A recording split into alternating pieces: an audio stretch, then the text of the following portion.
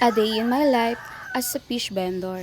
Maaga po kaming gumigising para mag-asikaso dahil pupunta kami sa palengke para magtinda.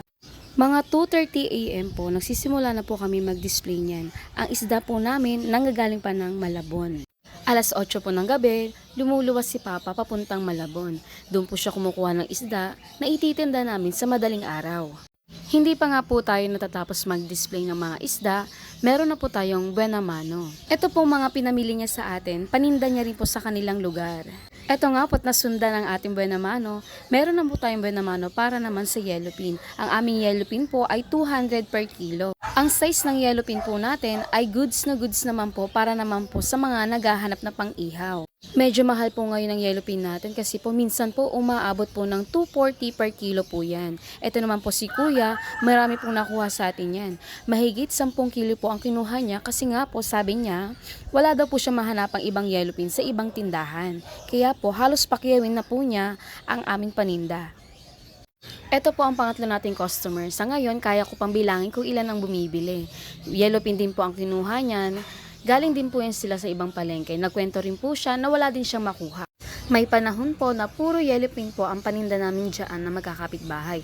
Kapag naman ganun po, pababaan po kami ng presyo niyan para po makapagpaubos sa oras po ng hanguan. Dito nga po, hindi ko na po mabilang ang mga customer namin. Pero sa puntong ito, nasisita na po ako ng tatay ko. Kasi po, tinatanong niya po ako kung nagbayad ba si Kuya naka-blue. Sabi ko naman po, nagbayad pero hindi siya makapaniwala na ang dami niyang isda, bakit ganun lang ang binabayad. Naipaliwanag ko naman po mabuti kay Papa na nagbayad na si Kuya na nakakulay blue. So, nasettle na po niya ang kanyang wholesale ng mga paninda.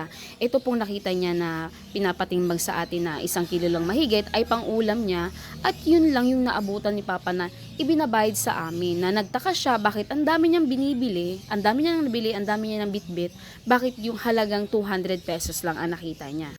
Hindi rin po namin talaga maiwasan malito lalo na kapag oras po ng hanguan na andyan po kasi yung habang nagsusukli ka, may nagtatanong sa iyo ng presyo, habang nagsusukli ka, may magpapakuha sa iyo ng isda para makapili sila ng mas marami, hindi po talaga maiwasan yung mga ganung bagay. Pagtungtong pa lamang po ng alas 7, tapos na po ang wholesale niya kasi po ang mga nag-wholesale po sa amin, maaga pong namimili para rin po, maaga rin po nila maibenta ang kanilang ipinamiling isda sa amin.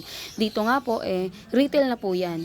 Pag ganyan po, pa isa-isang kilo na lang po yan, andyan din po yung kalahating kilo, na andyan din po yung halos malilit na isda, gusto na po sa amin ipalinis. Pero take note lang po naglilinis po kami ng isda, pero yung mga isdang bato lamang po.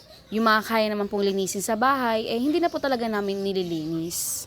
Hindi lang po isdang bato ang nililinisan namin. Nandyan din po yung mga malalaking isda na ibinebenta rin po namin. Linis at kaliskis ganyan.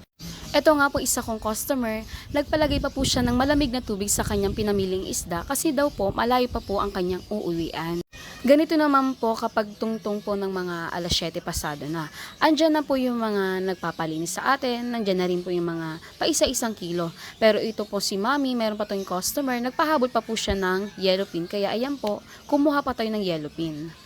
Ito na po ang ating mga isda ngayong araw. Actually, hindi talaga ito yung pinakaunang display natin kaninang umaga. Ngayon lang po ako nakapag-picture at nakapag-video kasi po, madaming tao kanina. Pag ganitong pong oras, ayan po, makikita nyo po, nagtutumpok na po kami. As much as possible po mas gusto po talaga namin na maubos ang isda hanggang tanghali. Kapag kasi hindi pa po nauubos ang paninda po namin, bumabalik pa po kami ng hapon. Na andyan na po ang isda, nagbabago na po ang quality. Siyempre, iba pa rin po yung fresh na isda kaninang umaga. Pagdating po ng hapon, iba na po ang presyo ng mga yan. Na andyan na yung dating 150 per kilo, para lang mapaubos, nagiging 120. Dito nga po, naisipan na namin mag-almusal. Inutusan ako ni Mama para bumili ng kanyang almusal ngayong umaga.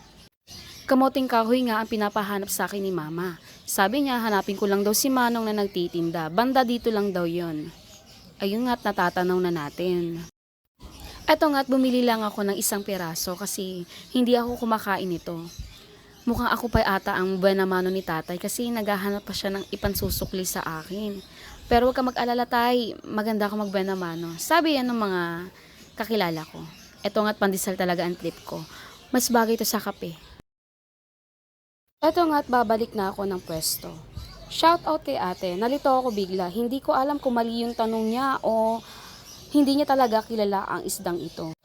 Baka ang gusto talaga niya itanong sa amin anong klaseng bangus ito? Kasi meron tayong Dagupan at meron din tayong Batangas. Eto nga po't kanina pa umaarangkada ang tinumpok ni mama na isda. Halaga 50, halagang 100. Usong-uso po sa amin yan dito. Mantakin mo sa mahal ng bilihin.